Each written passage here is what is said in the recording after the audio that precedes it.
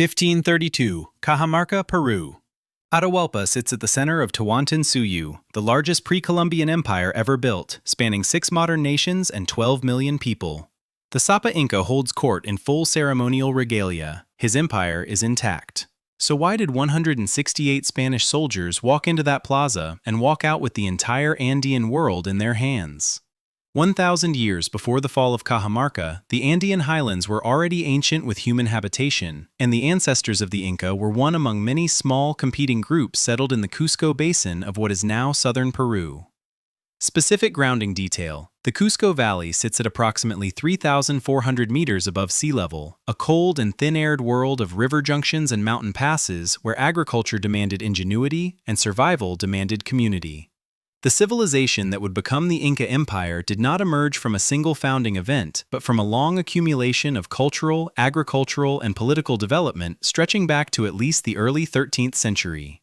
The people who would come to call themselves Inca trace their origins to the shores of Lake Titicaca, where, according to the foundational narrative preserved in oral tradition and later recorded by Spanish chroniclers, the sun god Inti sent his children, Manco Capac and Mama Oclo, to emerge from the waters and found a civilization worthy of the heavens. Manco Capac led his people northward carrying a golden staff, and when the staff sank into the earth at Cusco, he knew the gods had chosen the site. The Quechua language, which the Inca would later impose as the administrative tongue of the entire empire, was already spoken across much of the central Andes, and its adoption as the empire's unifying language would prove one of the most consequential decisions in Andean history.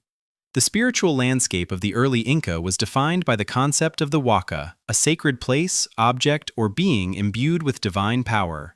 Mountains were wakas, rivers were wakas, the mummified bodies of dead rulers were wakas, each demanding reverence and careful ritual attention. If that sounds bad, keep watching. For the first 2 centuries of Inca history, the rulers of Cusco were local lords rather than imperial sovereigns. The dynastic list preserved by Spanish chronicler Juan de Betanzos names 8 Sapa Incas before the figure who would transform everything, Pachacuti Inca Yupanqui. The name translates roughly as Earthshaker, and by any measure of documented historical consequence, the name was earned.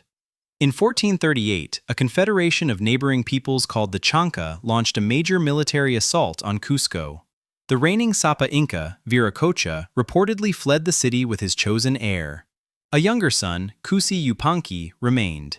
According to accounts preserved by Betanzos and the mestizo chronicler Inca Garcilaso de la Vega, Cusi Yupanqui rallied the Cusco defenders, defeated the Chanca, and then took the name Pachacuti upon assuming power, displacing his father and the chosen heir in a seizure of authority that was simultaneously military coup and divine mandate. Which, looking back, was either incredibly brave or incredibly stupid. The Chanca defeat of 1438 is the first catalyst in the documented transformation of the Inca from regional lords to imperial architects. Within a generation, the territory under Inca control would expand from a modest valley polity to an empire stretching from the equator to the edge of Patagonia. Everything the Inca had built across 2 centuries of patient accumulation was about to be turned into the foundation of the largest empire the Americas had ever seen. Everything the Inca had built was about to work against them. The name Tawantinsuyu is itself a political document. In Quechua, tawa means 4, ntin is a suffix denoting a complete set or unity, and suyu means region or quarter. The realm of the 4 parts, then, is a name that encodes an entire administrative philosophy. The empire is not a single undifferentiated territory, but a structured whole composed of 4 distinct and named quarters, each radiating outward from the navel of the world at Cusco, each governed according to its geography, its peoples, and its distance from the imperial center. The 4 Suyus were Chinchay Suyu to the northwest, encompassing the northern Andes and the coast of what is now Ecuador and Colombia. Antisuyu to the northeast, reaching into the cloud forests and upper Amazon basin. Colasuyu to the southeast, the vast southern quarter that stretched across the Bolivian Altiplano, northern Chile, and northwestern Argentina. And Kuntisuyu to the southwest, covering the western coastal deserts and the Arequipa highlands of southern Peru. Together, at the empire's peak in the early 16th century, these four quarters covered approximately 2 million square kilometers of the most varied terrain on Earth, from sea-level desert to 5,000-meter mountain passes, from tropical rainforest to the cold, wind-scoured grasslands of the southern Puna. The Inca did not invent the Andean world they governed. They inherited it, organized it, and imposed upon it a layer of administrative and ceremonial order that was, by any measure, extraordinary in its ambition and its execution. The peoples of the Andes had been building civilizations for millennia before the Inca rose to prominence. The Chavin culture of the first millennium BCE had established a pan-Andean religious tradition centered on a highland oracle site in the Callejón de Conchucos. The Wari Empire of the 7th through 11th centuries CE had built roads, administrative centers, and a system of labor taxation that the Inca would later refine and expand. The Tiwanaku civilization at the southern end of Lake Titicaca had developed sophisticated raised field agriculture and monumental stone architecture that would influence Inca building traditions for centuries.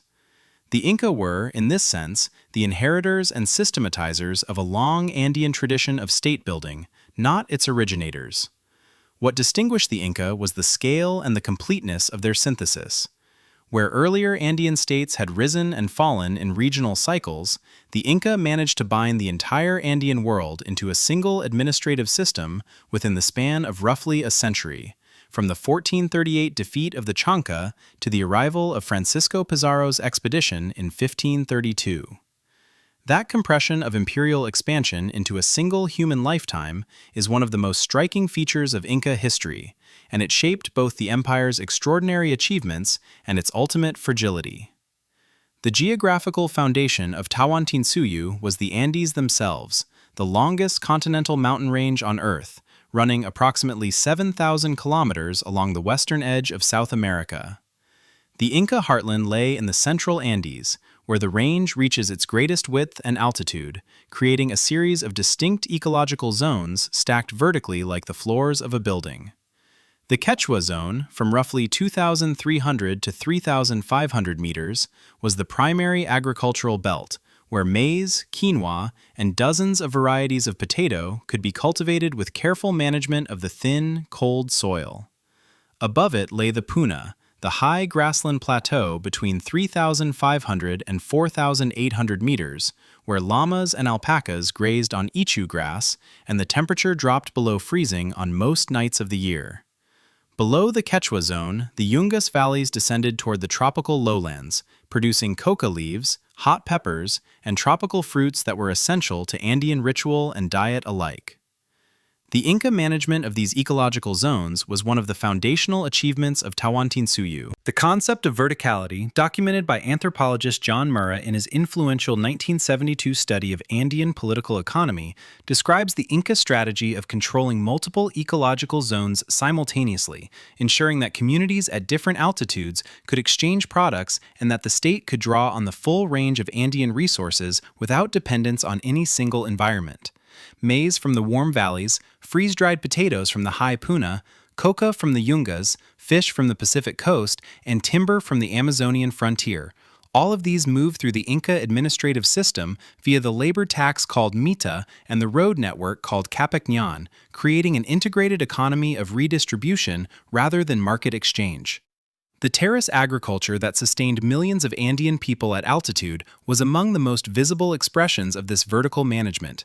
The Andines, as the terraces were called in Quechua, were not simply convenient shelves cut into steep hillsides, but carefully engineered agricultural systems incorporating retaining walls of fitted stone, drainage channels to prevent waterlogging, and imported topsoil selected for its fertility. The construction of Andines required the coordination of large labor forces over extended periods, and the Inca state organized this construction through the mita system, drafting communities to build and maintain terraces as part of their labor obligation to the state. At their greatest extent, the Inca terrace systems covered hundreds of thousands of hectares across the Andes, transforming slopes that would otherwise have been too steep and too cold for cultivation into productive farmland capable of supporting dense populations. The Cusco Basin itself, where Tawantinsuyu had its origin and its heart, sits at the confluence of the Huatenay and Tulumayo rivers, two small streams that the Inca channeled and canalized to drain the marshy valley floor and create stable ground for the expanding city. The earliest Inca settlement in the valley was probably a modest cluster of buildings around the site that would later become the Coricancha Temple, the Golden House of the Sun, which Pachacuti would rebuild and sheathe in gold plate after 1438. The city that grew around the Coricancha was planned, according to later accounts preserved by Betanzos and Cieza de León, in the shape of a puma, with the great fortress of Sacsayhuaman forming the head and the confluence of the Huatenay and Tulumayo forming the tail. Whether this puma shape was a deliberate founding design or a retrospective interpretation of the city's organic growth remains debated among archaeologists, but the symbolic resonance of the puma, an animal associated with power and the underworld in Andean cosmology, is consistent with the Inca habit of encoding meaning into the physical landscape. The rise of the Inca from the Cusco Basin is documented, however imperfectly, through a combination of archaeological evidence and the oral traditions recorded by Spanish chroniclers in the decades following the conquest. The most important of these chroniclers for early Inca history are Juan de Betanzos, a Spaniard who married a noblewoman of the Inca royal family and compiled his narrative of the Incas in the 1550s, partly from the testimony of her relatives. Pedro Cieza de León, a soldier chronicler whose Chronicle of Peru, written in the same decade, drew on extensive interviews with Inca nobles and regional lords, and Inca Garcilaso de la Vega, the son of a Spanish captain and an Inca princess, whose royal commentaries of the Incas, published in 1609, offered a detailed, if sometimes idealized account of Inca civilization from the perspective of someone who had grown up within it. These sources are not without their problems. All were written after the conquest, in a colonial context that shaped what could be said and how it could be said. All relied on oral traditions that had already been filtered through the trauma of epidemic disease, military defeat, and the systematic destruction of Inca administrative records. The quipu, the knotted cord recording device that served as the Inca equivalent of written documentation, was burned or confiscated by Spanish authorities who regarded it as potentially subversive, and the quipucamayaks, the trained specialists who could read and interpret the cords, were dying out within a generation of the conquest. The result is a historical record that is rich in narrative detail but uncertain in its chronology, its attribution, and its completeness. What the archaeological record confirms, independent of the chronicles, is a pattern of rapid expansion in the Cusco region beginning in the late 14th and early 15th centuries.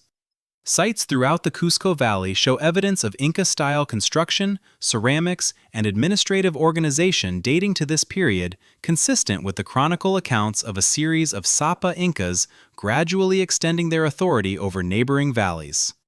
The Inca ceramic tradition, characterized by distinctive polychrome painted vessels, including the aribalo, a large storage jar with a pointed base and flared neck, spread across the Andes as a marker of Inca administrative presence, appearing at sites from Ecuador to Chile in archaeological contexts dating to the 15th and early 16th centuries. The Quechua language, which the Inca imposed as the administrative and ceremonial language of Tawantinsuyu, was already the most widely spoken language in the Andes before the Inca expansion. Its adoption as the empire's lingua franca was both a practical administrative decision and a tool of cultural integration, allowing the Inca state to communicate across the enormous linguistic diversity of the Andean world, which included dozens of distinct language families. The Inca did not attempt to eradicate local languages. Communities continued to speak their own tongues in daily life, and the Inca administration was sufficiently pragmatic to use local intermediaries and local administrative traditions where they served the state's purposes. But Quechua was the language of the road system, of the quipu records, of the ceremonial calendar, and of the royal court at Cusco, and it spread across the Andes during the century of Inca expansion, created a linguistic legacy that survives to the present day, with approximately 8 million people speaking Quechua across Peru, Bolivia, Ecuador, and neighboring countries. The sacred huacas that define the Andean spiritual landscape were not peripheral to the Inca state, but central to it. The Inca incorporated local huacas into their administrative system, requiring that offerings be made to them as part of the ritual calendar, and the most important regional huacas were brought, in symbolic form, to Cusco, where they were housed in the Coricancha and its associated temples as a form of sacred hostage-taking that bound the conquered provinces to the imperial center. This practice of sacred incorporation, documented by Cieza de León and confirmed by later archaeological work at Cusco, was one of the most sophisticated tools in the Inca administrative toolkit, allowing the state to govern through religious authority as well as military force. The mountains themselves were among the most powerful huacas in the Andean world. The great peaks of the Andes, Ausangate, Salcantay, Illimani, Chimborazo, were regarded as Apu, divine lords whose moods determined the weather, the harvests, and the fate of communities living in their shadow. The Inca state organized ritual offerings to the Apu as part of the annual ceremonial calendar, and the Capacocha ritual, which involved the sacrifice of children at high-altitude mountain shrines, was the most solemn expression of the relationship between the Sapa Inca and the mountain gods.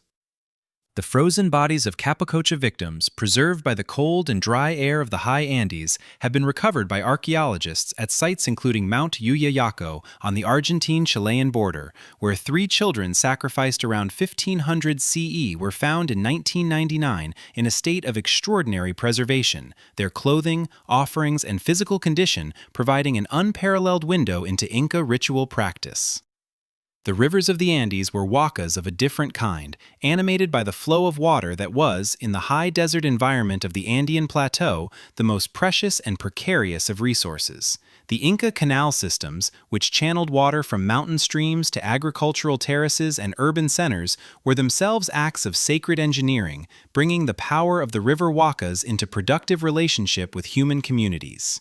The great canal that supplied water to Cusco from the springs above the city was maintained as a sacred object as well as a practical infrastructure, and its management was governed by ritual as well as engineering.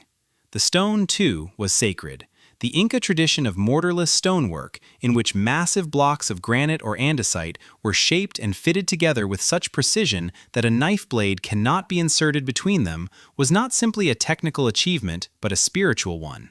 The stones were understood to have their own animating force, and the labor of shaping and placing them was accompanied by ritual, song, and offering. The quarries from which the great stones of Sacsayhuaman and the Coricancha were cut were themselves huacas, and the routes along which the stones were transported, some of them weighing over 100 tons, were marked by ceremonial stations where offerings were made and the stones were addressed as living beings.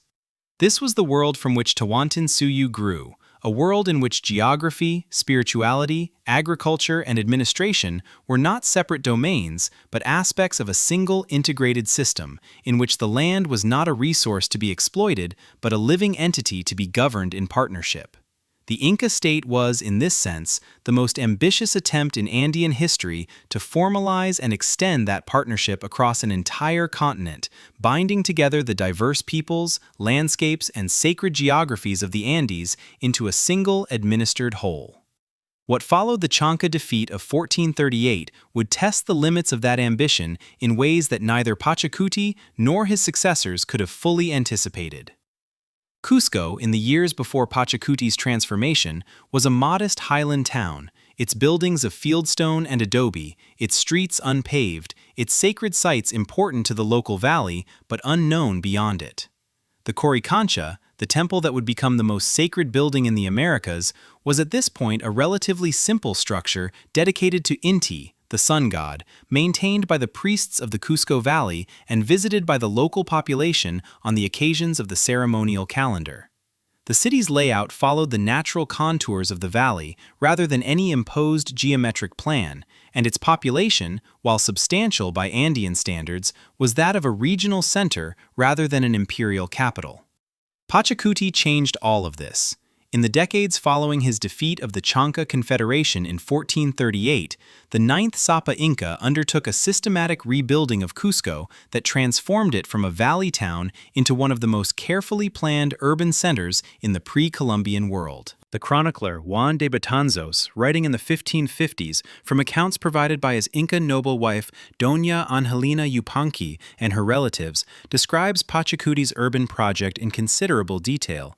the Sapa Inca ordered the existing buildings of Cusco demolished, the rivers Huatanay and Tulumayo canalized and straightened, and the entire city rebuilt according to a new plan that encoded the empire's cosmological order in stone.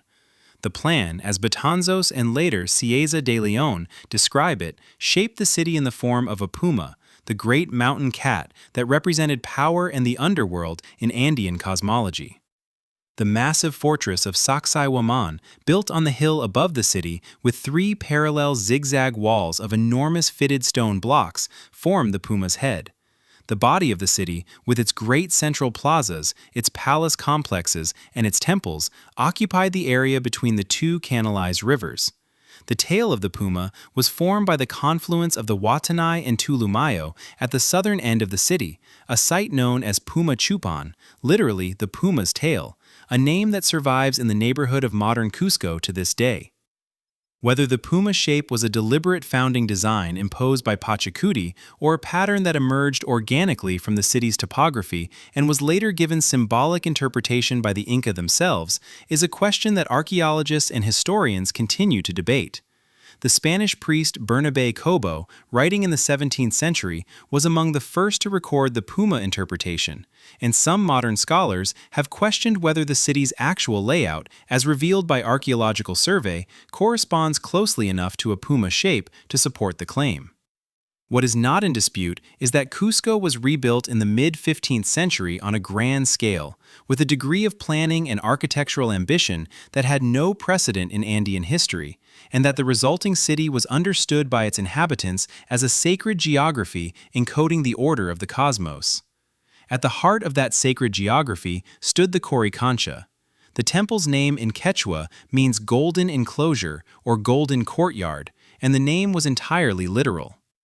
Pachacuti's rebuilding of the Coricancha transformed it into a structure of extraordinary material splendor, its interior walls sheathed in plates of hammered gold, its garden planted with life-size replicas of plants and animals fashioned from gold and silver, its central sanctuary housing the golden image of Inti himself, a great disk of hammered gold positioned to catch the light of the rising sun at the summer solstice and flood the interior of the temple with reflected light.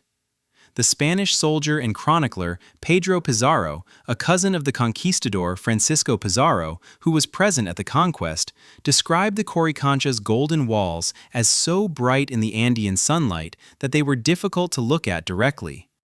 The Coricancha was not simply a temple to Inti, it was the ceremonial center of the entire Inca religious system, housing shrines to the moon goddess Mamaquilla, to Ilapa, the thunder god, to Supai, the god of the dead, and to the Pleiades, which the Inca called Colca and regarded as the celestial storehouse of agricultural abundance.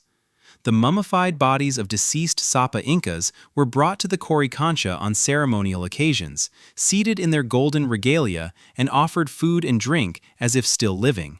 Their continued participation in the ritual life of the empire maintained through the elaborate institution of the royal panaca. The panaca was the corporate kin group formed by all the descendants of a deceased Sapa Inca, excluding his successor. Each panaca was responsible for maintaining the cult of its founding ruler, preserving his mummy, managing his estates, and ensuring that his memory and his ritual obligations were perpetuated in perpetuity. The institution of the panaca had profound consequences for Inca political economy, because the estates and revenues associated with a deceased Sapa Inca did not revert to the state upon his death, but remained in the possession of his panaca. Each new Sapa Inca, therefore, inherited the title and the divine authority of his predecessor, but not his wealth. He was required to create new wealth through conquest, which created a structural incentive for continuous military expansion that was built into the very fabric of Inca political organization. The panacas of the 11 Sapa Incas who preceded Atahualpa and Huáscar were, by the early 16th century, major institutional powers in Cusco, each controlling significant agricultural land, labor forces, and ceremonial resources. The panaca of Pachacuti, called Iñaca Panaca, was among the wealthiest and most influential, its members including many of the most senior administrators and military commanders of the empire. The panaca system created a court politics of extraordinary complexity, in which the interests of the living ruler were constantly in tension with those of the panakas of his predecessors, and in which the choice of a successor was never simply a matter of dynastic succession, but a negotiation among competing institutional interests. The architectural achievement of Cusco extended far beyond the Coricancha and Sacsayhuaman. The city's two great plazas, Huacaypata and Cusipata, were among the largest public spaces in the pre-Columbian world, capable of accommodating tens of thousands of people for the great ceremonial gatherings of the Inca calendar. Huacaypata, the larger of the two, was the site of the Inti Raymi festival at the June solstice, the Situa purification ceremony in September, and the military reviews at which the Sapa Inca received the homage of his provincial lords. The plaza was paved with sand brought from the Pacific coast, a material choice that was both practical, providing good drainage in the rainy season, and symbolic, linking the highland capital to the distant ocean that marked the western edge of the empire. The palace complexes of the Sapa Incas occupied much of the area between the two rivers, each ruler having built his own palace rather than inheriting that of his predecessor, a practice consistent with the Panaka system and its requirement that each ruler create rather than inherit. The palace of Pachacuti, called Casana, stood on the northwest side of Huacaypata and was described by Spanish observers as a building of such size and splendor that it was difficult to comprehend. The palace of Huayna Capac, the last Sapa Inca to rule a united empire before the Civil War, was called Amarucancha and occupied a site on the east side of the plaza that is now occupied by the Jesuit Church of La Compañía de Jesús, built by the Spanish in the 17th century on the foundations of the Inca structure. The mortarless stonework that characterizes the finest Inca construction is among the most studied and most admired technical achievements of the pre-Columbian world. At Sacsayhuaman, the largest of the great stones in the zigzag walls weighs an estimated 125 tons, and the precision with which it is fitted against its neighbors, with contact surfaces that follow complex polygonal shapes rather than simple rectangles, has no parallel in pre-industrial construction anywhere in the world. The technique by which the Inca achieved this precision remains a subject of scholarly investigation. The most widely accepted explanation involves a process of iterative fitting, in which the stones were repeatedly brought into contact, marked at the high points, and then ground down until the entire surface made contact, a laborious process that required enormous patience and skill, but no tools more sophisticated than stone hammers and abrasive sand. The earthquake resistance of Inca mortarless construction is not accidental. The Andes sit on one of the most seismically active zones on Earth, and the history of the region is punctuated by major earthquakes that have repeatedly destroyed the colonial and modern buildings of Cusco while leaving the Inca foundations intact. The Great Earthquake of 1650, which devastated much of the colonial city, left the Inca walls standing. The earthquake of 1950, which caused widespread damage to modern Cusco, again demonstrated the superior resilience of the Inca construction beneath the Spanish overlay. The fitted stones of Inca walls are understood to flex slightly during seismic events, absorbing and distributing the energy of the earthquake rather than resisting it rigidly, a principle of structural engineering that modern builders have only recently begun to apply systematically. Beyond Cusco, the most celebrated expression of Inca royal architecture is Machu Picchu, the royal estate built on a dramatic ridge above the Urubamba River approximately 80 kilometers northwest of Cusco at an altitude of 2,430 meters. The site was constructed under the orders of Pachacuti around 1450 CE at the height of the empire's expansion and served as a royal retreat, a ceremonial center, and possibly an astronomical observatory. The architectural complex at Machu Picchu includes approximately 200 structures arranged on terraced platforms, incorporating residential buildings, temples, plazas, and water channels fed by a natural spring, all constructed in the finest Inca mortarless stonework and positioned with evident attention to the solar and lunar alignments that govern the Inca ceremonial calendar. The Intihuatana stone at Machu Picchu, a carved granite pillar whose name means the place where the sun is tied, is one of the most studied astronomical features of the site. At the winter solstice, the sun stands almost directly above the pillar, casting no shadow at noon, an alignment that was understood in Inca cosmology as the moment when the sun was tied to the earth to prevent it from continuing its northward journey.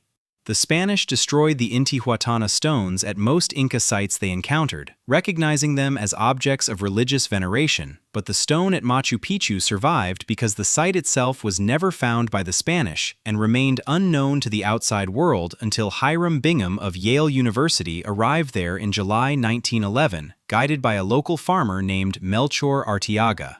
The royal Panacas preserved the mummified bodies of the Sapa Incas in a condition of ritual life that was, to Spanish observers, one of the most alien and disturbing aspects of Inca culture.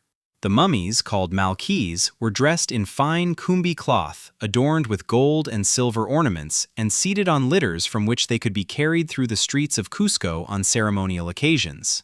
They were fed, offered chicha beer, and consulted on matters of state through the mediation of their Panaca servants, who served as interpreters of the mummy's will.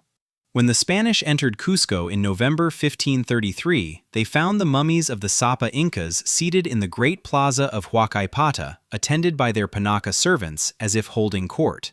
The Spanish subsequently located and destroyed most of the mummies, recognizing them as the focus of a living religious cult that represented a direct challenge to the authority of the Catholic Church. The material culture of the Inca royal court, as documented by the chronicles and confirmed by archaeological finds, was of a richness that astonished even the gold-hungry soldiers of Pizarro's expedition. The gold and silver objects looted from Cusco and melted down by the Spanish in the 1530s and 1540s represented, by the estimates of modern historians, one of the greatest single acts of cultural destruction in history, transforming what were, by all accounts, works of extraordinary artistic sophistication into ingots of bullion for the Spanish crown. The Golden Garden of the Coricancha alone, with its life-size replicas of maize plants, llamas, and human figures fashioned from gold and silver, would have been among the most extraordinary artistic achievements of any civilization in any era. What the Spanish found at Cusco in 1533 was the accumulated material expression of a century of imperial ambition. A city built to be the center of the world, sheathed in gold, organized around sacred geography, and maintained by the labor of millions. The city that Pachacuti had rebuilt from a modest valley town into an imperial capital had fulfilled its purpose beyond any reasonable expectation. The question that the conquest raised, and that historians have debated ever since, was whether the brilliance of the imperial achievement had also created the conditions for its vulnerability. The Capac Ñan, the royal road of the Inca, is among the most ambitious infrastructure projects in the history of the pre-Columbian world. At its greatest extent, the road system covered more than 25,000 miles, connecting the four quarters of Tawantinsuyu from the northern frontier in what is now southern Colombia to the southern terminus near the Maule River in central Chile, and from the Pacific coast across the Andes to the edge of the Amazonian lowlands. In 2014, UNESCO designated the Capac Ñan a World Heritage Site, recognizing it as a shared cultural monument of 6 modern nations: Peru, Bolivia, Ecuador, Colombia, Chile, and Argentina. The road system was not a single road, but a network, with 2 main trunk routes running roughly north to south and a web of lateral connections linking the highland and coastal routes to each other and to the provincial centers, tambos, and administrative nodes that were distributed across the empire at regular intervals. The highland route, known as the Camino Real or Royal Road in Spanish accounts, ran through the Andes at high altitude, following the natural corridors of the mountain valleys and crossing the high passes between them. The coastal route ran along the Pacific littoral through the desert, connecting the major coastal valleys and their populations to the imperial system. Between these 2 trunk routes, dozens of lateral roads crossed the Andes at various points, allowing goods, armies, and messages to move between the coast and the highlands in a matter of days rather than weeks. The construction of the Capac Ñan was one of the principal obligations of the Mita labor tax. Communities along the road's route were responsible for building and maintaining the sections that passed through their territory, a system of distributed infrastructure maintenance that required no central budget but demanded constant local labor. The road surface varied considerably according to terrain.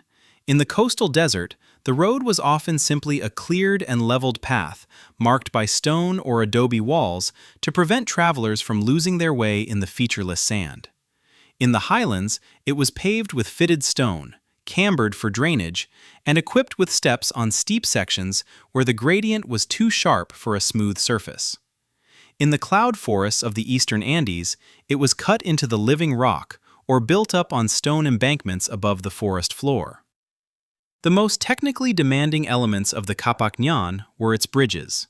The rivers of the Andes, fed by glacial melt and seasonal rainfall, are among the most powerful and unpredictable in the world, and the gorges they have cut through the mountain rock are often hundreds of meters deep and too wide to span with the timber available at high altitude. The Inca solution was the suspension bridge, woven from ichu grass and other Andean fibers into cables of extraordinary strength and resilience. The largest of these bridges, spanning the Apurimac River at a gorge near the modern town of Curahuasi, had a span of approximately 45 meters and was described by the Spanish as one of the most impressive engineering achievements they had encountered in the New World. The Apurimac Bridge was maintained by the communities on both sides of the river, who were obligated under the Mita system to replace the grass cables every 2 years as they deteriorated. The Spanish chronicler Cieza de León, who crossed several Inca suspension bridges in the 1540s, described the experience as terrifying. The bridges swayed in the wind, creaked under the weight of travelers, and offered no handrails beyond a pair of lateral cables at waist height. Yet they were, he acknowledged, entirely functional, capable of supporting the weight of llama trains carrying heavy loads, and they had been maintained in continuous service for decades or centuries before his arrival. The Apurimac Bridge remained in use until 1890, when it was finally replaced by a modern structure, making it one of the longest-lived infrastructure elements of the Inca Empire. What comes next is the part that still doesn't make sense.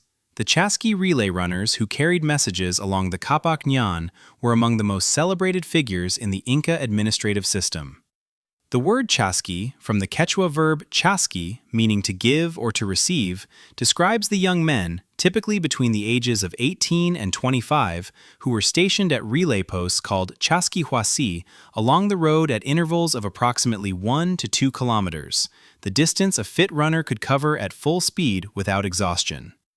When a message arrived at a chasquihuasi, the waiting runner would take it and sprint to the next station, where another runner was already standing ready to receive it, the relay continuing without pause day and night until the message reached its destination. The speed achieved by the chasqui system was extraordinary by any pre-industrial standard. Pedro Cieza de León recorded that a message could travel from Cusco to Quito, a distance of approximately 2,000 kilometers, in 5 to 7 days, a speed that compares favorably with the postal systems of contemporary Europe and would not be significantly exceeded until the introduction of the telegraph in the 19th century. The Spanish administrator Juan de Matienzo, writing in 1567, noted that the chasqui system allowed the Sapa Inca to receive news from the most distant parts of the empire with a rapidity that seemed almost supernatural to observers accustomed to the slower communications of the Old World. The messages carried by the chasquis were of several kinds. Verbal messages, memorized by the runner and delivered word for word at the destination, were used for communications that required nuance or context. Quipus, the knotted cord recording devices that encoded numerical and possibly narrative information, were carried for administrative communications, census data, tribute tallies, military requisitions, and the records of the Colca storehouses. Fresh fish from the Pacific coast was reportedly delivered to the Sapa Inca's table in Cusco within 2 days of being caught, carried by relays of chasquis running through the night, a detail recorded by Inca Garcilaso de la Vega that has sometimes been questioned by modern scholars, but is consistent with the documented speed of the relay system. The chasquis were selected from the communities along the road and trained from childhood for the demands of high-altitude running. The Andean highlands, at altitudes between 3,000 and 4,500 meters, present serious physiological challenges to unacclimatized individuals, but the Chaskis, born and raised at altitude, had the enlarged lung capacity and elevated red blood cell counts that are characteristic of highland Andean populations, and they were capable of sustained running at speeds that would be impressive even at sea level. The runners were exempt from other META obligations during their period of service, and their role was regarded as both an honor and a sacred duty, their messages understood as the voice of the Sapa Inca moving through the body of the empire. The tambos, the rest stations distributed along the Capac Ñan at intervals of approximately 1 day's walk, were among the most important nodes in the Inca administrative system. The word tambo derives from the Quechua tampu, meaning a place of rest or supply, and the institution was one of the foundational elements of the Inca infrastructure, providing accommodation, food, and equipment for the armies, administrators, and llama trains that moved along the road.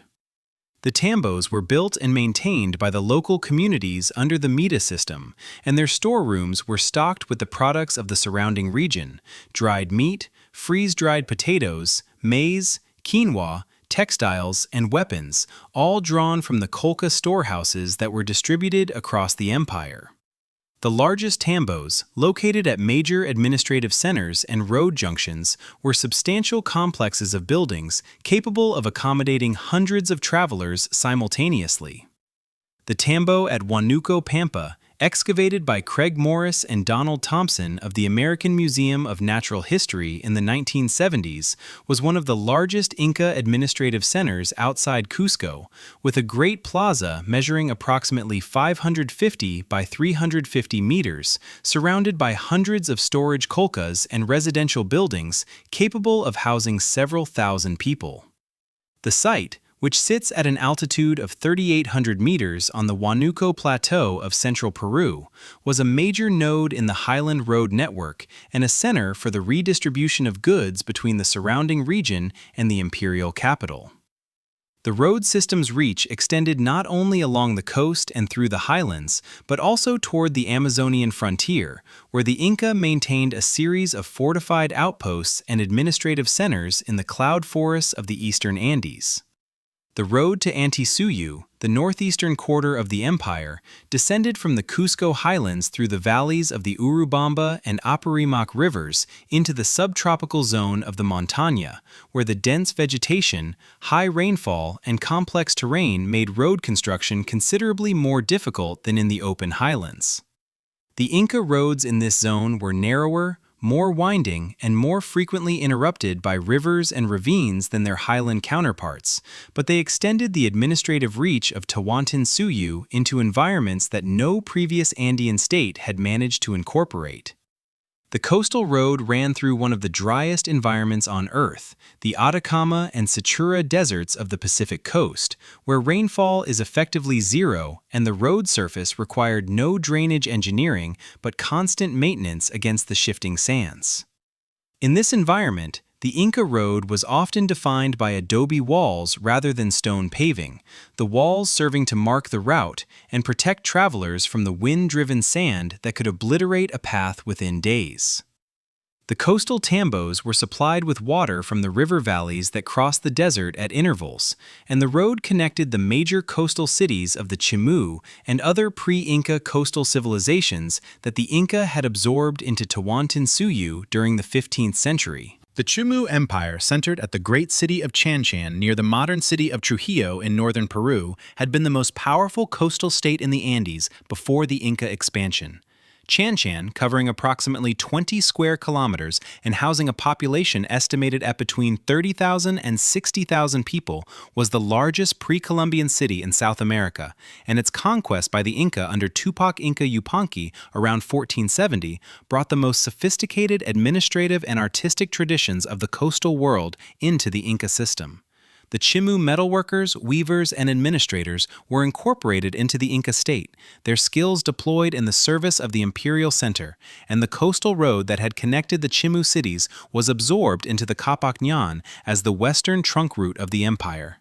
The road system was, in the end, both the empire's greatest logistical achievement and one of the factors that contributed to its rapid conquest by a small Spanish force in 1532. The same roads that allowed the Inca to move armies, supplies, and messages across the Andes with unprecedented speed also allowed Pizarro's expedition to advance from the coast to Cajamarca with a facility that would have been impossible without the Inca infrastructure. The tambos that had stocked food and equipment for Inca armies now supplied the Spanish. The bridges that had carried the chasquis now carried conquistadors. The road that had been built to bind the empire together became, in the space of a few months, the instrument of its dissolution. The Capac Ñan survived the conquest in fragments. Sections of the road were maintained by local communities for generations after the Spanish arrived, serving as the basis for colonial mule tracks and later for modern roads. Other sections were abandoned as the communities that had maintained them were decimated by epidemic disease and the disruption of the Mita system. The most remote sections, in the high Andes and the Amazonian frontier, survived in the best condition simply because they were the least accessible to the colonial economy and the least subject to the demands of Spanish infrastructure development. Today, the surviving sections of the Capac Ñan are among the most evocative physical remnants of the Inca Empire. Stone paths running through landscapes that have changed relatively little since the chasquis last ran along them, carrying the voice of the Sapa Inca across the 4 quarters of the world. The administration of Tawantinsuyu presented challenges that would have defeated any state without a sophisticated system for recording, transmitting, and acting on information across vast distances and diverse populations. The Inca solution to this challenge was the quipu, one of the most unusual recording technologies in the history of human civilization, and the mita, a system of labor taxation that replaced monetary exchange with the organized deployment of human time and skill. Together, these two institutions formed the backbone of an administrative apparatus that governed a population of perhaps 12 million people without alphabetic writing, without coinage, and without a market economy in any recognizable sense. The quipu, from the Quechua word for knot, consisted of a primary cord from which hung a series of pendant strings of varying color, ply, and length, each pendant string bearing a series of knots tied at specific positions and in specific configurations. The numerical information encoded in the quipu was read through a decimal positional system. Knots tied close to the pendant cord's attachment point represented higher values. Knots lower on the string represented lower values, and the type of knot, whether a simple overhand knot, a figure-8 knot, or a long knot with multiple turns, indicated the specific digit. The color and ply of the strings added additional layers of information, allowing the quipu to record not just numbers, but categories. The color red might indicate warriors, yellow might indicate gold, and a particular ply might indicate a specific province or administrative unit. The specialists who created and read the quipus were called quipucamayocs, literally the keepers of the quipus, and they were among the most important administrative officials in the Inca state. Their training began in childhood, in schools called Yachay Huasi that were established in Cusco and in the major provincial centers, and it extended over many years, encompassing not only the technical skills of knot tying and reading, but also the broader administrative knowledge required to interpret the quipu's contents in their proper context. A quipucamayok reading a census quipu needed to know not only how to decode the knots, but also the administrative history of the region recorded, the categories of population being counted, and the obligations that those counts entailed. The range of information recorded in quipus extended well beyond simple census and tribute data.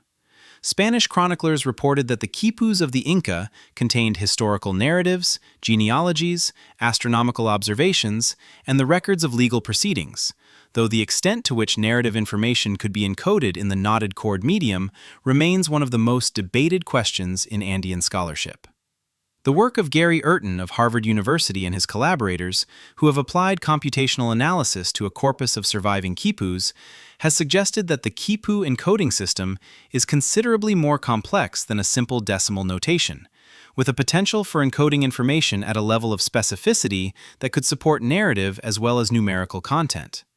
The question of whether any surviving quipu can be read as a narrative text remains open, however, and the destruction of the Quipu Kamayoke tradition in the decades following the conquest means that the full range of Quipu literacy may never be recovered. And no, I'm not making that up. Approximately 600 quipus survive in museum collections around the world, a tiny fraction of the thousands that must have been in use across the empire at the time of the conquest. The surviving examples range from simple two-string devices with a handful of knots to complex assemblages of hundreds of pendant strings in dozens of colors, some with additional subsidiary strings hanging from the pendants, creating a hierarchical structure that may reflect the hierarchical organization of the administrative data they record. The largest surviving quipu, held in the collection of the Museo Larco in Lima, has 1,375 pendant strings and is believed to have been a provincial census record of considerable complexity. The Mita labor tax was the engine that drove the Inca economy. In a society without money, the primary form of wealth was not gold or silver, but human time and skill. And the Mita system organized that wealth with a precision and a comprehensiveness that had no parallel in the pre-Columbian world. Every household in the empire was obligated to provide a certain number of days of labor per year to the state, the specific obligation varying according to the household's size, its location, and the nature of the work required in its region.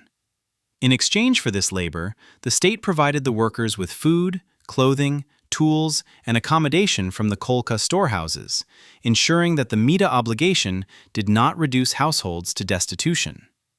The Colcas, the state storehouses that were distributed across the empire at administrative centers and along the road network, were among the most important physical expressions of the Inca redistributive economy. The chronicler Cieza de Leon, who traveled extensively through the Andes in the 1540s and saw the Colcas at many sites, described them as so numerous and so well stocked that it seemed impossible that any army could exhaust their contents.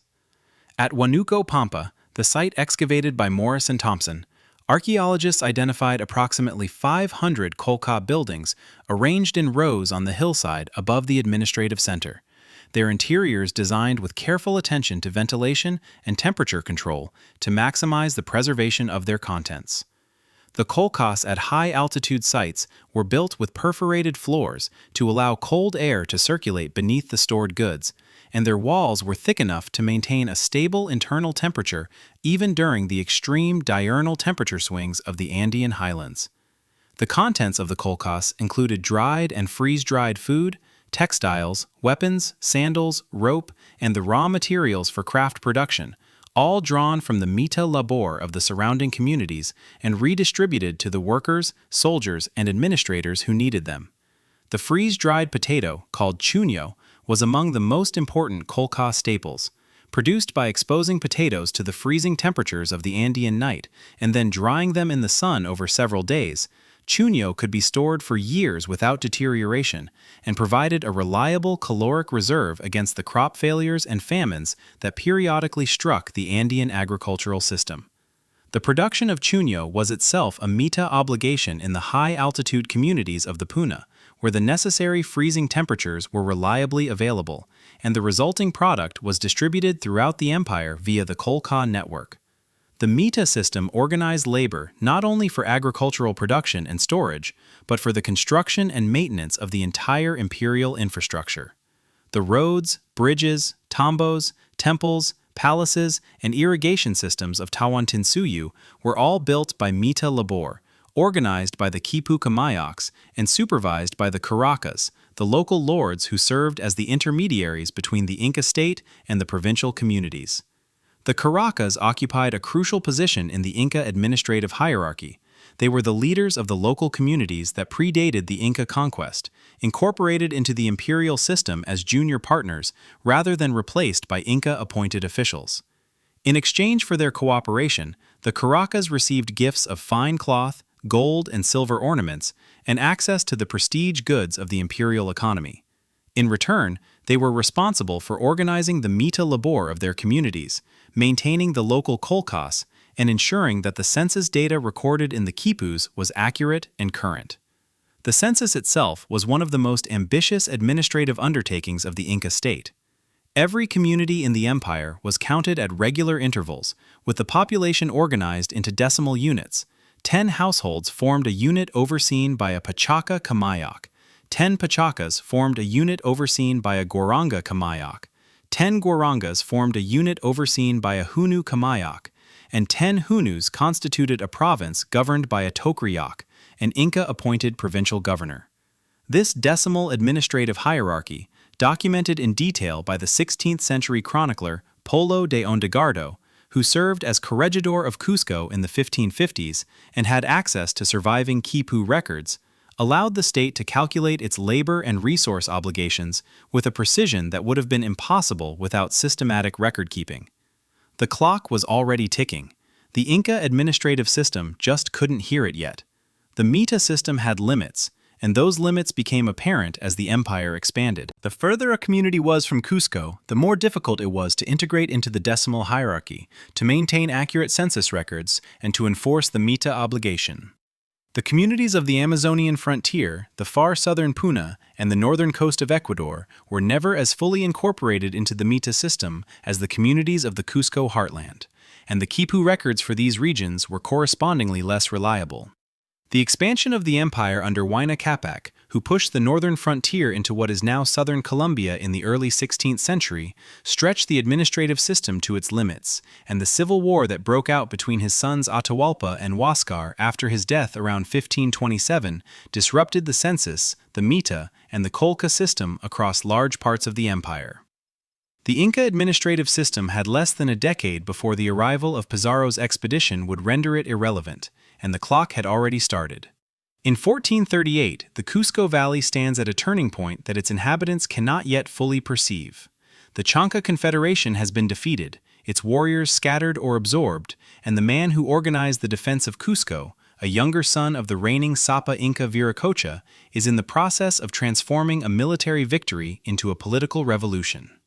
Cusi Yupanqui, as he was known before his accession, takes the name Pachacuti Inca Yupanqui upon assuming the throne, displacing both his father and his father's chosen heir, Inca Urcan, in a seizure of power that the chronicles present as divinely mandated, but that bears all the marks of a carefully executed political coup. The real question is what happened behind closed doors. The accounts of Pachacuti's accession, preserved by Juan de Betanzos and Cieza de Leon, differ in their details but agree on the essential narrative. Viracocha, the reigning Sapa Inca, fled Cusco before the Chanca attack, taking with him his favored heir and leaving the city to its fate. Cusi Yupanqui remained, rallied the defenders, and won a victory so decisive that it was attributed to divine intervention, the stones of the battlefield transformed into warriors by Inti himself. Whether the divine intervention was a genuine religious experience, a piece of retrospective mythology constructed to legitimize an irregular succession, or some combination of the two, is a question that the available sources cannot definitively answer. What is clear is that Pachacuti's accession was irregular by the standards of Inca succession, which normally required the approval of the senior nobles and the Oracle of Huanacauri, and that the new ruler spent considerable effort in the years following his accession, constructing a narrative of divine mandate that would place his seizure of power beyond question. Pachacuti's first major act after consolidating his position was the rebuilding of Cusco, the project that transformed the city from a valley town into an imperial capital. The scale of this undertaking was extraordinary. The existing buildings of the city were demolished, the rivers canalized, and the entire urban fabric rebuilt according to a new plan that encoded the cosmological order of the empire in stone. The labor for this project was drawn from the Mita obligations of the communities that Pachacuti had already begun to bring under Inca authority, and the materials, granite from the quarries at Rumacolca near the modern town of Oropesa, andesite from the quarries at Huacoto above Sacsayhuaman, were transported to the city by the organized labor of thousands of workers over a period of decades. The rebuilding of Cusco was accompanied by a reorganization of the empire's administrative geography that was among Pachacuti's most consequential innovations. The four Suyus, the administrative quarters of Tawantinsuyu, were formalized under Pachacuti's reign, with Cusco designated as the axis from which all four quarters radiated, the navel of the world, the omphalos of the Andean cosmos. The Seke system, the network of 41 sacred lines radiating from the Coricancha through the landscape of the Cusco Valley and beyond, was also formalized under Pachacuti, creating a sacred geography that encoded the empire's social, ritual, and astronomical order in the physical landscape of the capital.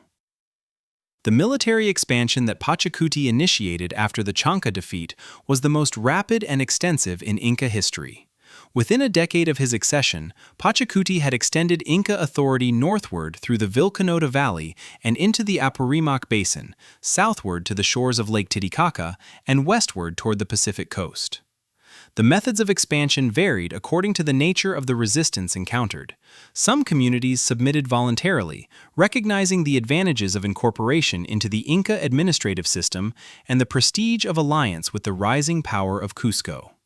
Others required military conquest, their leaders killed or taken to Cusco as hostages, their sacred objects confiscated and housed in the Coricancha as symbols of their subordination. Pachacuti's approach to conquered peoples was, by the standards of pre-modern empire building, notably systematic. Conquered communities were required to send their children to Cusco for education in the Quechua language and the Inca administrative system, a practice that created a class of bilingual administrators who could serve as intermediaries between the imperial center and the provincial communities. The children of local lords, the Curacas, were educated at the Yachayhuasi in Cusco alongside the children of the Inca nobility, creating personal bonds between the provincial elite and the imperial court that were among the most effective tools of political integration available to the state. The local sacred objects confiscated from conquered communities and housed in the Coricancha served as both a symbolic statement of Inca supremacy and a practical guarantee of good behavior. The return of the sacred objects was a reward for cooperation, and their continued detention was a reminder of the consequences of resistance. The Commission of Machu Picchu, which Pachacuti ordered built around 1450 on a dramatic ridge above the Urubamba River, was one expression of the royal estate system that the Inca developed as a mechanism for managing the wealth generated by conquest. The Sapa Inca owned, in principle, all the land of the empire, but in practice, the royal estates were distinct properties set aside for the personal use and ceremonial purposes of the ruling family, managed by the panaka of the reigning or deceased ruler, and exempt from the mita obligations that governed the rest of the economy. Machu Picchu, with its fine stonework, its agricultural terraces, its ceremonial plazas, and its carefully engineered water supply, was a statement of royal power as well as a functional retreat, a place where the Sapa Inca could withdraw from the ceremonial demands of the capital and engage in the hunting, feasting, and ritual observation that were the privileges of divine kingship. The reorganization of the empire into 4 suyus was not simply an administrative convenience, but a cosmological statement.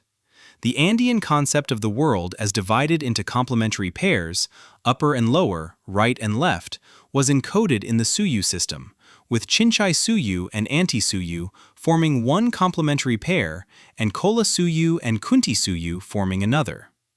The Suyu boundaries radiated from the Coricancha, the golden house of the sun, and their alignment was understood to reflect the cosmic order established by Inti at the creation of the world. The Sapa Inca, as the son of Inti on earth, stood at the center of this cosmic geography, his person the point at which the 4 quarters of the world converged, his authority extending to the limits of the known world in all 4 directions.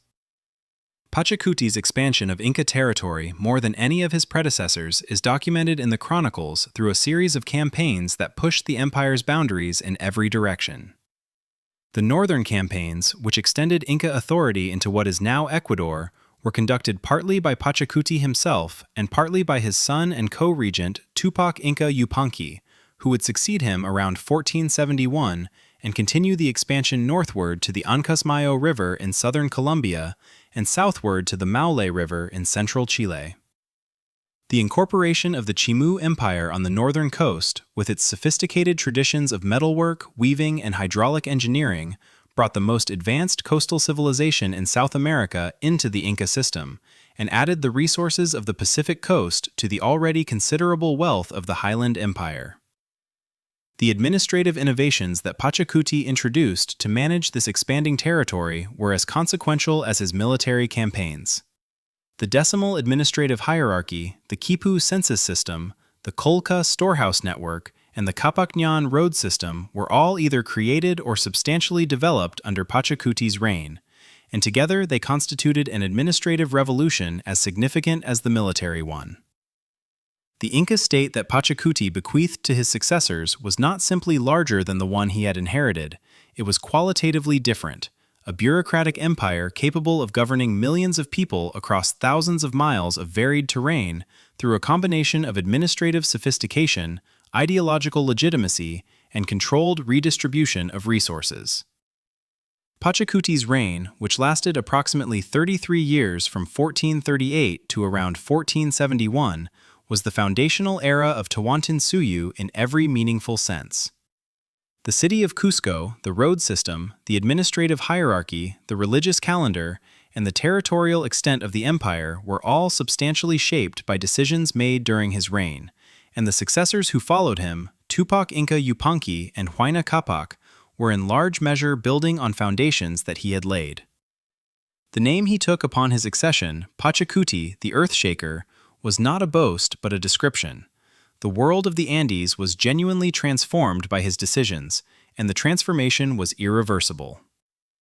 The chronicler Betanzos, writing from accounts provided by Inca nobles who had known the empire in its glory, describes Pachacuti as a ruler of extraordinary intelligence and organizational capacity, a man who could hold the details of the entire empire in his mind simultaneously, and who drove his administrators and builders with a relentless demand for precision and completeness. Whether this portrait is accurate or retrospectively idealized is impossible to determine with certainty, but the physical evidence of his reign, the rebuilt city of Cusco, the Coricancha, Sacsayhuaman, Machu Picchu, and the first great stretches of the Capacñan, speaks to a level of organizational ambition and achievement that is consistent with the chronicle's account. The empire that Pachacuti built would survive for less than a century after his death. The civil war between Atahualpa and Huáscar that broke out after the death of Huayna Capac around 1527 was, in part, the consequence of the structural tensions that Pachacuti's administrative innovations had created. The Panaca system's demand for continuous conquest, the decimal hierarchy's dependence on accurate census data, and the road system's capacity to move armies as well as messages all contributed to the conditions that made the Civil War possible and the Spanish conquest rapid. The Earthshaker had built a world. The question was whether the world he built could outlast the conditions that had produced it. At the center of the Inca cosmos stands Inti, the sun god, whose golden disk illuminates the interior of the Coricancha each morning as the first light of dawn enters through the precisely aligned windows of the temple's eastern wall. The Inca religious system is not a simple solar cult, but a complex, layered theology that incorporates the sun, the moon, the stars, the thunder, the earth, the sea, and the entire animate landscape of the Andes into a hierarchical order of divine beings, each with its own priests, its own calendar of offerings, and its own relationship to the Sapa Inca, who stands at the intersection of the human and the divine as the son of Inti on earth. The supremacy of Inti in the Inca pantheon was, to a significant degree, a political construction as much as a theological one. The peoples incorporated into Tawantinsuyu brought their own religious traditions with them, and the Inca state was generally tolerant of local cults and local deities, incorporating them into the imperial religious system rather than suppressing them. The Pachacamac Oracle on the central Peruvian coast, one of the most powerful religious sites in the pre-Inca Andes, was incorporated into the Inca system as a recognized waka of great power, its priests maintained in their positions, its oracle consulted by the Inca state on matters of importance, and its prestige used to legitimize Inca authority over the coastal populations who had revered it for centuries. The Inca approach to religious diversity was pragmatic. Local gods were acknowledged as real and powerful, but they were understood to be subordinate to Inti, whose son the Sapa Inca was, and whose authority therefore superseded all others. The Sapa Inca's status as the son of Inti was not a metaphor, but a statement of literal genealogical fact within the Inca theological system.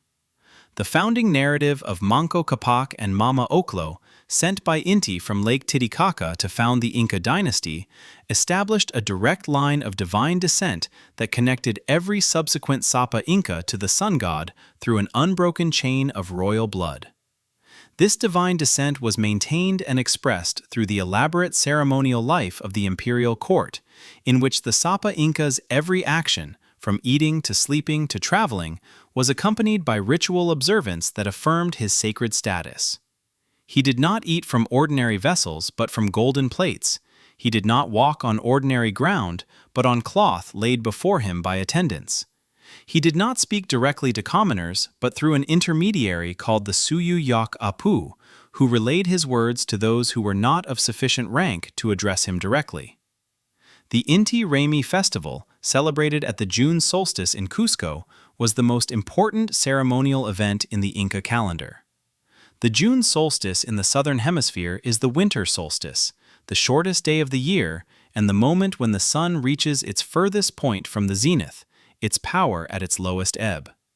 The Inti Raymi was, in essence, a ceremony of solar renewal, a great collective act of worship and petition designed to persuade the sun to return northward and restore the warmth and light on which the agricultural cycle depended.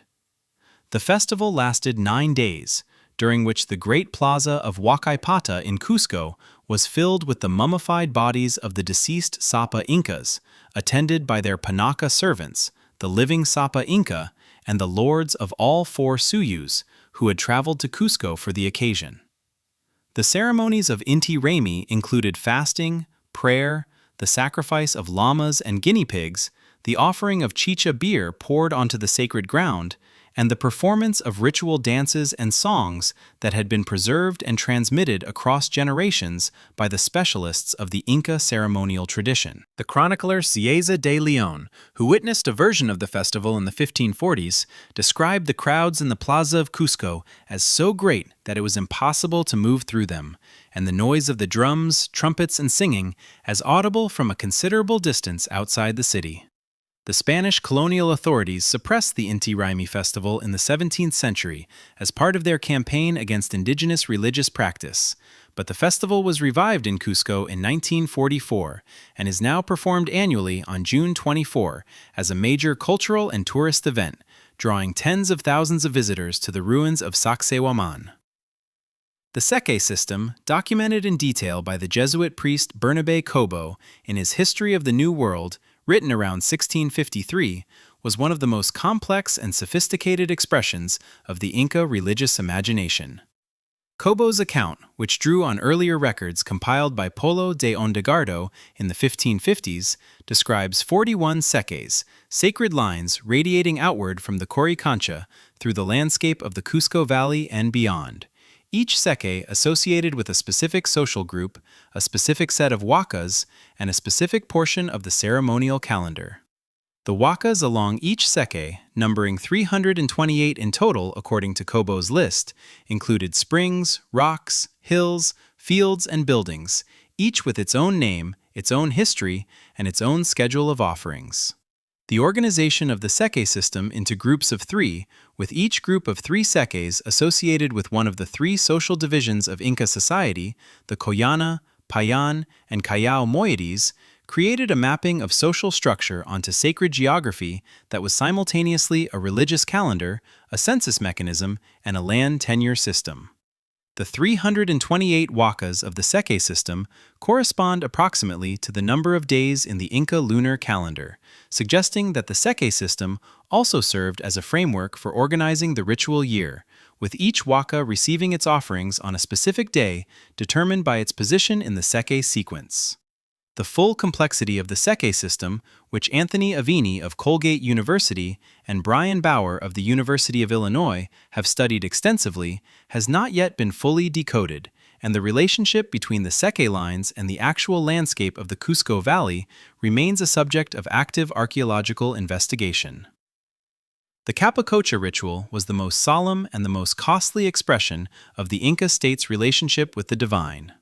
The word capacocha, from the Quechua capacucha, meaning royal obligation or solemn sacrifice, describes a ritual complex that was performed on occasions of exceptional importance: the accession of a new Sapa Inca, the birth of a royal heir, a major military victory, or a natural disaster of sufficient severity to require the most powerful possible intercession with the gods.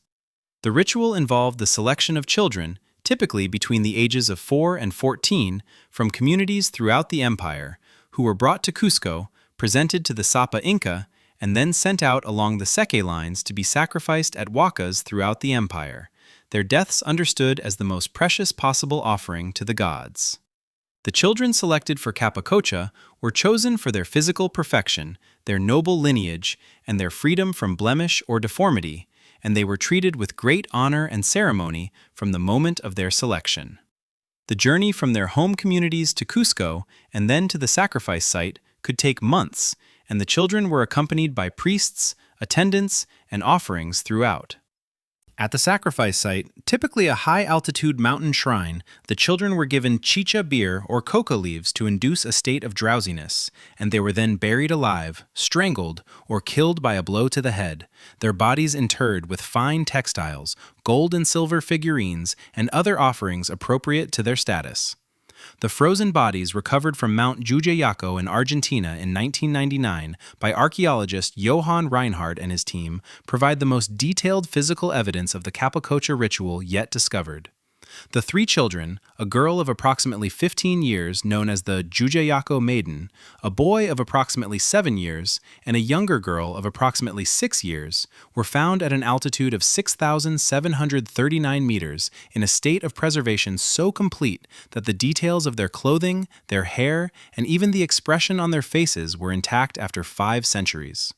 Chemical analysis of their hair revealed elevated levels of coca and alcohol in the months before their deaths, consistent with the chronicle accounts of the ritual preparation of capacocha victims, and the fine cumbi cloth in which they were dressed was among the highest quality textile work ever recovered from an Inca context.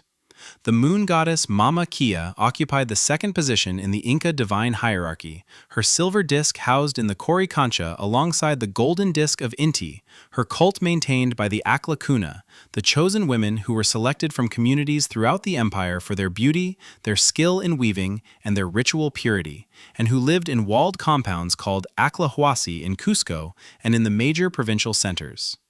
The Akla Kuna produced the finest cumbi cloth used in the ceremonial life of the empire, brewed the chicha beer consumed at state ceremonies, and served as the wives and concubines of the Sapa Inca and of the lords to whom he chose to give them as marks of favor.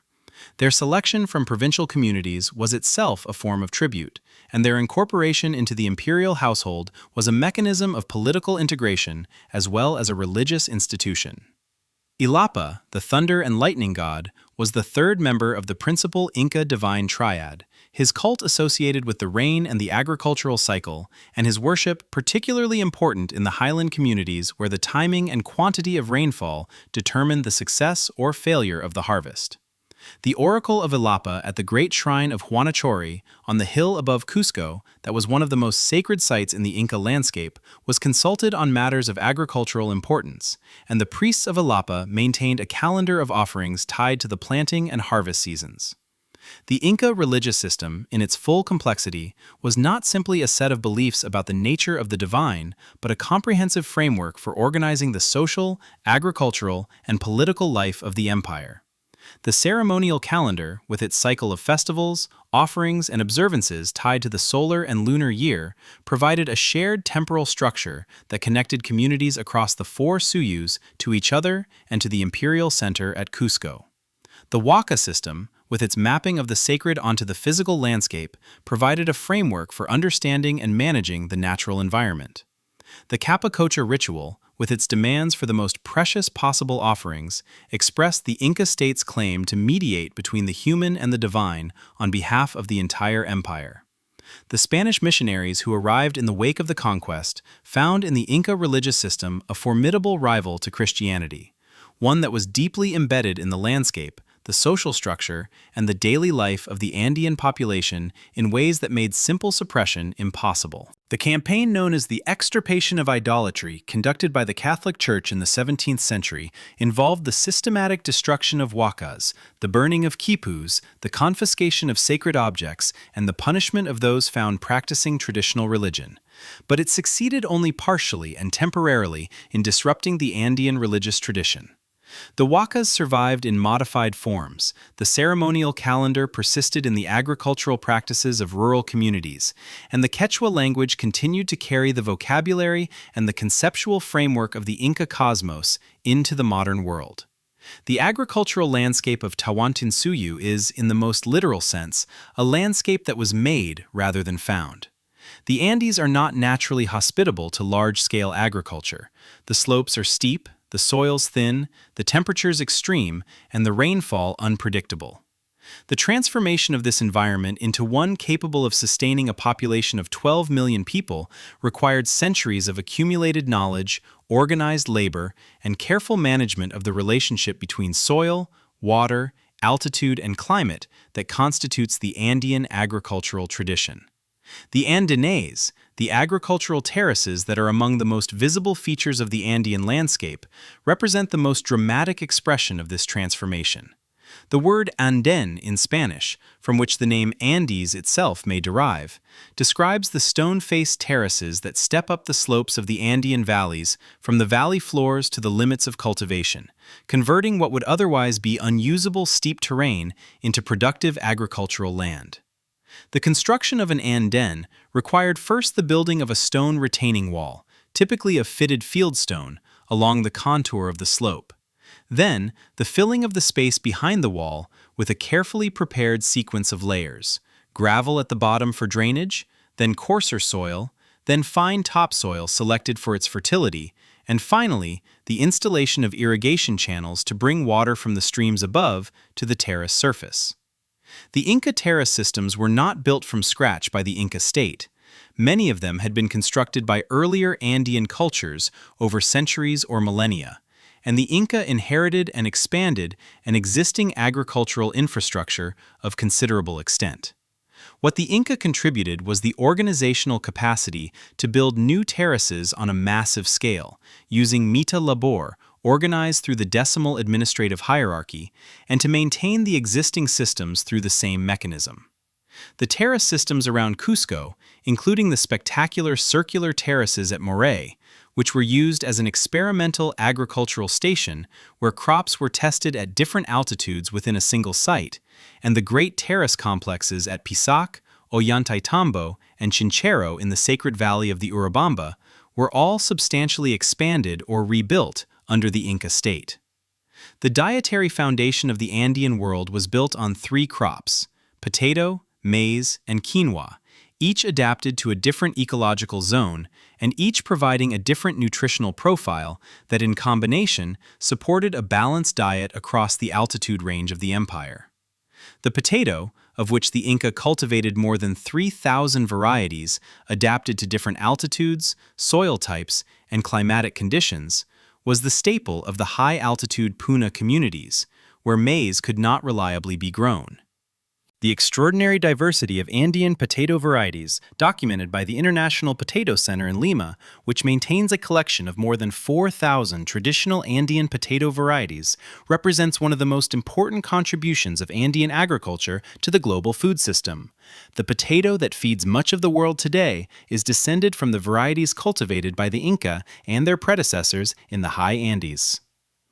Maize, called sara in Quechua, was the prestige crop of the Inca agricultural system, grown in the warm Quechua valleys between 2,300 and 3,500 meters, and used primarily for the production of chicha, the fermented beer that was the essential lubricant of the Inca social and ceremonial economy.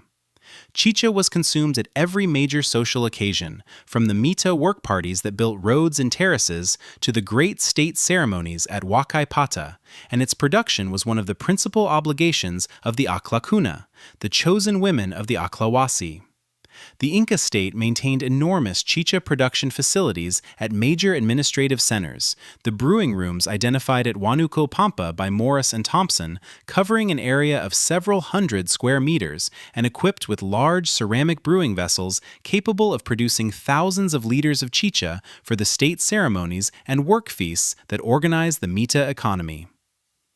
Quinoa, called quinua in Quechua, was the most nutritionally complete of the three staple crops, its seeds containing all 9 essential amino acids in a balance that is rare in plant foods and that made it an effective substitute for animal protein in the diet of highland communities where meat was scarce. The Inca cultivated quinoa at altitudes up to 4,000 meters, where neither maize nor most potato varieties could survive, and its tolerance for cold, drought, and poor soil made it one of the most reliable crops in the Andean agricultural system. The Spanish colonial authorities discouraged quinoa cultivation in the 16th century, associating it with indigenous religious practices and preferring the European crops, wheat and barley, that they were introducing to the Andes. But quinoa survived in the traditional agricultural systems of the highland communities and has, in recent decades, become a globally traded commodity valued for its nutritional properties. The freeze-drying of potatoes to produce chuño was one of the most ingenious food preservation technologies in the pre-Columbian world. The process exploited the extreme temperature swings of the high Andean Puna, where nights regularly drop below freezing even in the summer months, to freeze the potatoes solid overnight. The following day, the frozen potatoes were trampled underfoot to expel the liquid released by the freezing process, then left to dry in the sun. The cycle was repeated over several days until the potatoes were completely desiccated, producing a hard, white, lightweight product that could be stored without deterioration for periods of 5 years or more. Chuño could be rehydrated by soaking in water and then cooked in the same ways as fresh potato, and its long shelf life made it the ideal staple for the Colca storehouse system, providing a reliable food reserve against the crop failures and famines that periodically struck the Andean agricultural system.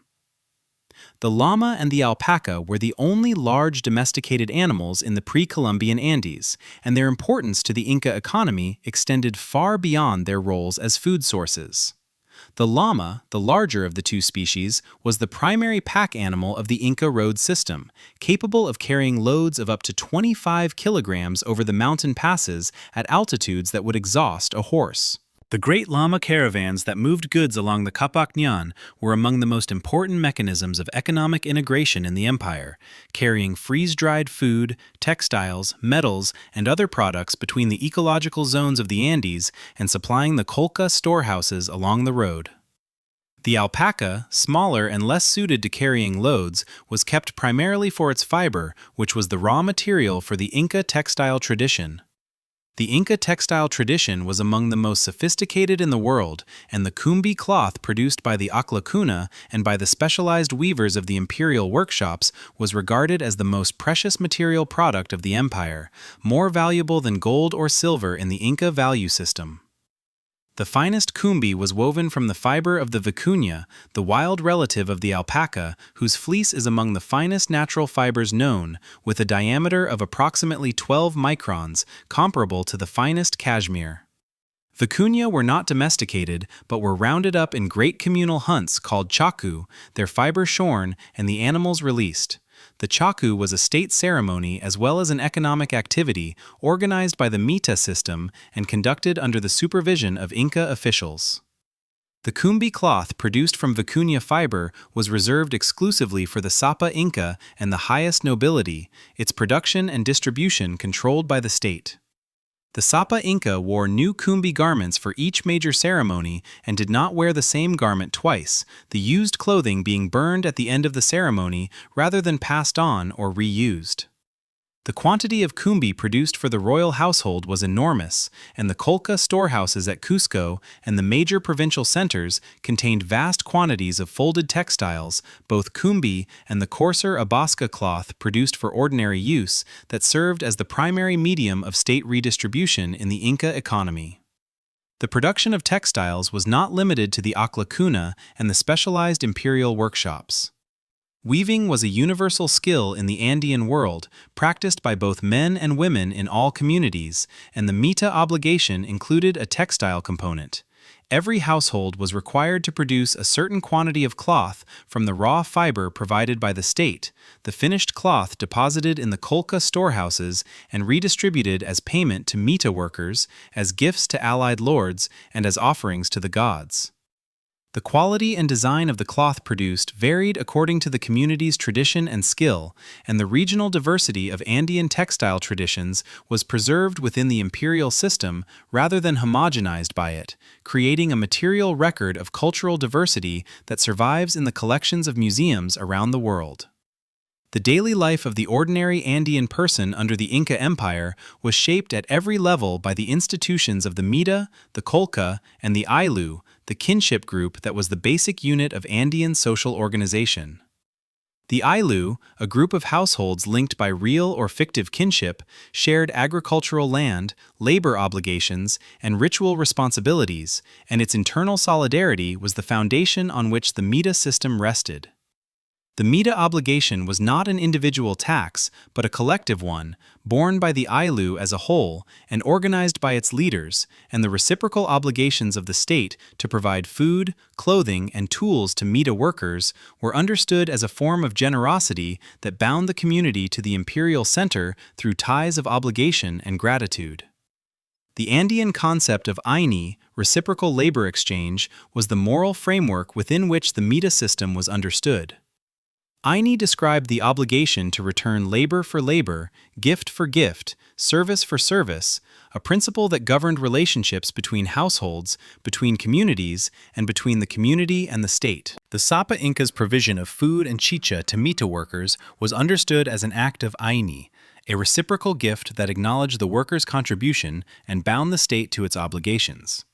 The language of aini allowed the Inca state to present the mita system not as taxation, but as a form of mutual exchange, a framing that was politically effective as long as the state fulfilled its obligations to provide for those who worked on its behalf. The evidence of daily life preserved in the archaeological record of Inca sites throughout the Andes suggests a population that was, by the standards of the pre-modern world, reasonably well fed, clothed, and housed, at least in the core regions of the empire where the kolkha system functioned effectively. The analysis of skeletal remains from Inca period burials in the Cusco region shows a population with relatively low rates of nutritional deficiency, good bone density, and evidence of a varied diet that included both plant and animal protein. The contrast with the skeletal evidence from the colonial period, which shows dramatic increases in nutritional stress, infectious disease, and physical trauma, is a stark indicator of the disruption that the Spanish conquest brought to the Andean food system and the social institutions that had sustained it. The civil war that tears Tawantinsuyu apart in the late 1520s is not an accident, but a structural consequence of the empire's own institutions.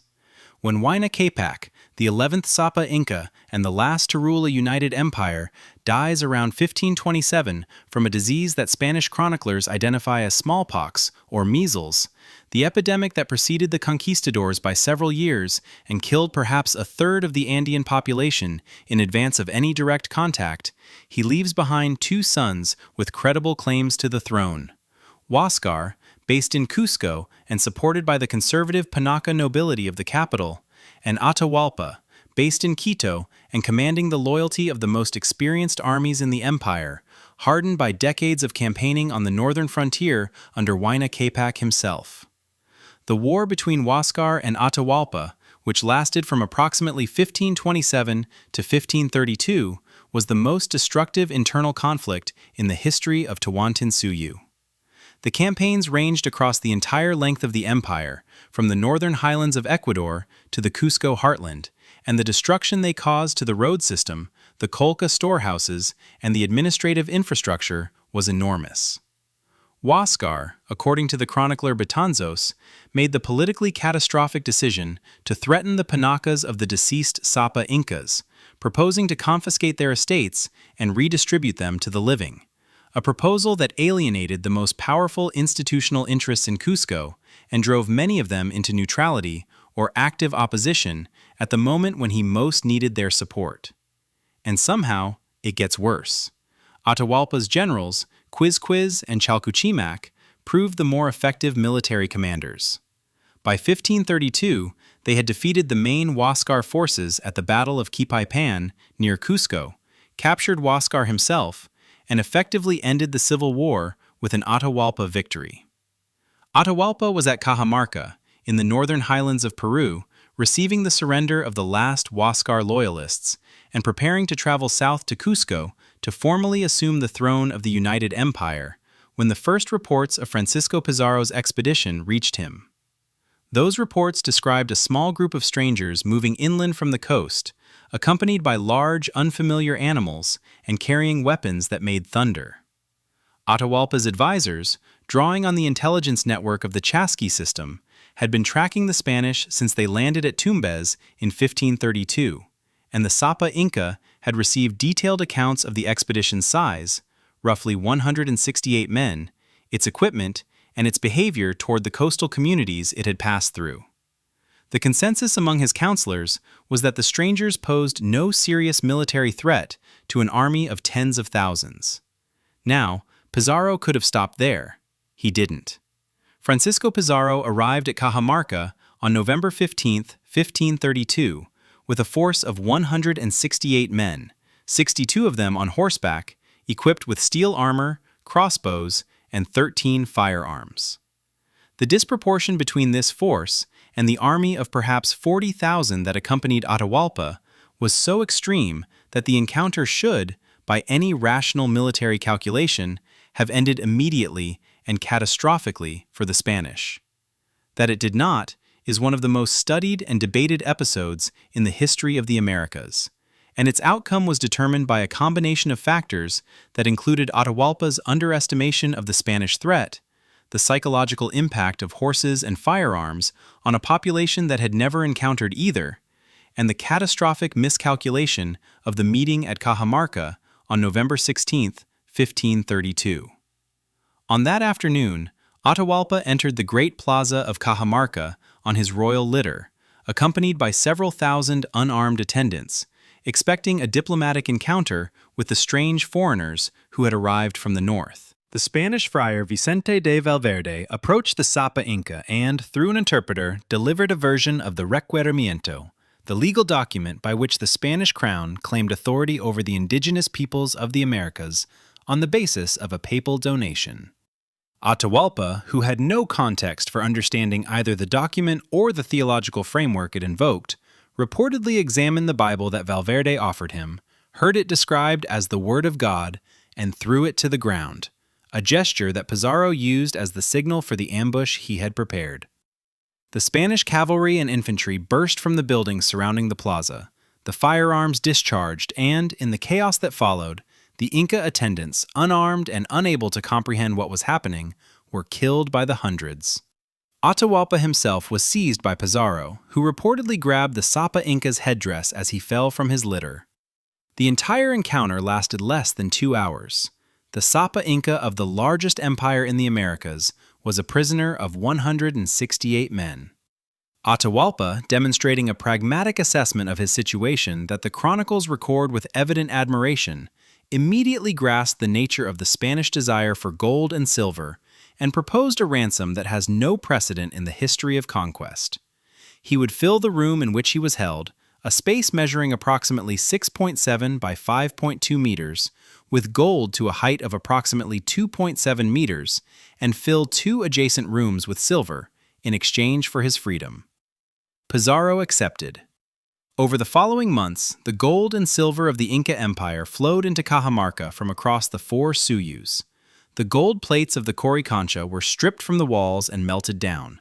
The golden garden of the Coricancha was dismantled, and the accumulated treasures of the Panacas were brought north along the Capac Ñan in a procession of wealth that astonished even the gold-hungry soldiers of the expedition. The ransom room was filled. By the estimates of modern historians, the gold and silver delivered to Pizarro at Cajamarca represented one of the largest single transfers of precious metal in history, its value in modern terms estimated at between $50 million and $1 billion, depending on the method of calculation. Pizarro had the gold and silver melted down and divided among his men according to the established formula for the distribution of conquest spoils, with the largest share going to the Spanish crown. Atahualpa received in return not his freedom, but his death.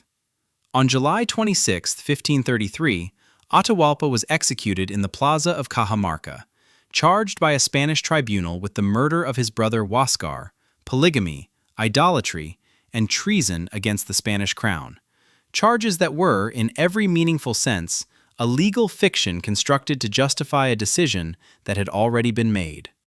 The friar Valverde reportedly offered Atahualpa the choice between being burned alive as a pagan or being strangled as a Christian convert, and Atahualpa, according to the chronicle accounts, accepted baptism and was strangled with a garrote. His body was given a partial Christian burial, though his Panaca servants subsequently recovered it and mummified it according to Inca tradition. The fall of Cajamarca did not end Inca resistance. The Spanish entered Cusco in November 1533, installed a series of puppet Sapa Incas, and faced decades of intermittent but sometimes formidable resistance from the Inca nobility.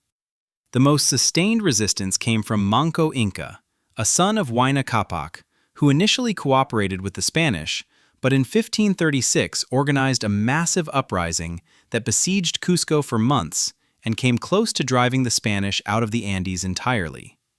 Manco Inca's forces, estimated by some chroniclers at 200,000 warriors, surrounded Cusco and captured the fortress of Sacsayhuaman before being driven out in a desperate counterattack led by Hernando Pizarro, Francisco's brother. The siege lasted approximately 10 months, from February to November 1536, and the fighting inside Sacsayhuaman was among the most brutal of the entire conquest period, with the Inca defender Cahuide reportedly throwing himself from the walls rather than surrender. Manco Inca retreated to the remote mountain fastness of Vilcabamba in the cloud forests northwest of Cusco, where he established a neo-Inca state that maintained Inca political and religious traditions in reduced circumstances for nearly 4 decades. The neo-Inca rulers of Vilcabamba, Manco Inca, Sayri Tupac, Titu Cusi Yupanqui, and finally Tupac Amaru I, conducted a running guerrilla war against the Spanish colonial authorities, raiding the roads and attacking Spanish settlements from their mountain refuge. The Spanish made several attempts to negotiate a surrender, and Sayri Tupac did in fact come to terms with the Viceroy Andrés Hurtado de Mendoza in 1558, accepting a pension and estates in the Yucay Valley in exchange for abandoning Vilcabamba, but his successors continued the resistance. Tupac Amaru I, the last ruler of the neo-Inca state, was captured by a Spanish military expedition under Viceroy Francisco de Toledo in 1572, brought to Cusco, and executed in the plaza of Huacaypata on September 24, 1572, in a public ceremony that drew, according to the Spanish accounts, an enormous crowd of indigenous people who wept openly at the death of the last Sapa Inca. His execution formally ended the neo-Inca resistance and the last institutional continuity with the empire of Tawantinsuyu. The Inca noble class that survived the conquest was absorbed into the colonial system under the terms of the Toledo reforms, their titles recognized, but their political authority extinguished, their labor obligations redirected toward the silver mines of Potosí and the textile workshops called obrajes that replaced the mita economy with something considerably harsher. For a while, things actually seemed fine. The Inca nobility retained some of their privileges and land rights under the early colonial system, and the Quechua language and many aspects of Andean culture survived under Spanish rule. That didn't last. Tawantinsuyu was the largest empire the Americas ever produced. Its roads, terraces, and mortarless walls are now recognized as engineering achievements of the first order. Machu Picchu earned UNESCO World Heritage status in 1983. Quechua is still spoken by 8 million people today. Tawantinsuyu's story isn't unique. Empires built on structural tension, continuous expansion as the only alternative to internal collapse, tend to meet the same end when expansion finally stops. Subscribe so the next chapter of the archive finds you before someone else tells it first.